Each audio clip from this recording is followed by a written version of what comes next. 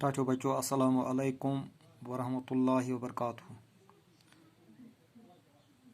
उम्मीद छम कि अल्लाह ताला सन्द फजल करम सहित ऐसो तुम सारी वार तो कार। शेमि जमाज हंद खतर छुस बह कशरि किताबि हुंद वलर सबकुक ये शेयम हिस्स तह ब्रोह कन हाजिर। बह पर तुह थो सबकस कुन जोन। बड़नाग अलाव छे वलरकिस आबस व्यथ यानी दरियाई जहलिम ते बरसर करान।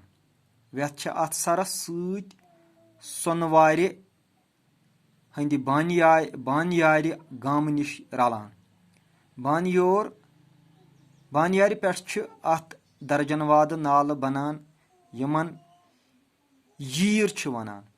यमन यीरन ब्योन ब्योन नाव। व्यथ अलाव अथ वारिया पहाड़ी नाल तो हंज वीर नाल काबिल जिक्र। यमो अलाव ते सोंथ काल अथ सत वारियाह नाल रलान, मगर यहज तह छे हरदस मज खत्म गसान।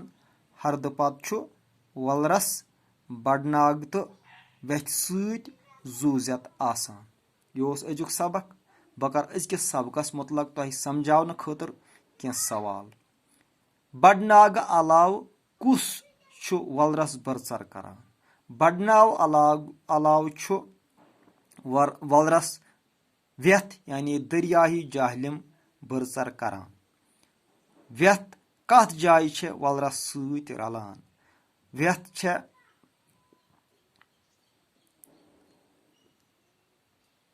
हंज वीर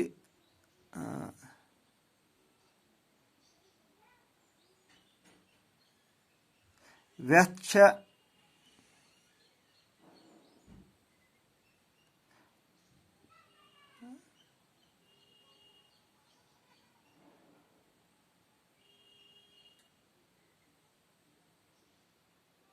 छे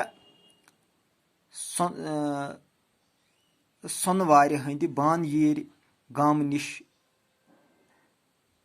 वलरस सत रलान। यीर कमन वनान? यीर मुख्तलिफ नागरादन तो कलन वनान यम अटकिस सूरतस मज वसान। हरद पत कम सत वलरस जूजत रोजान। हरद पत वलरस बड़नाग सत जूजत रोजान। अजुक सबक ओस यह कि उम्मीद कि तुह परू यह गर दियो नजर अथ तह आस समझ आमुत। वसलाम।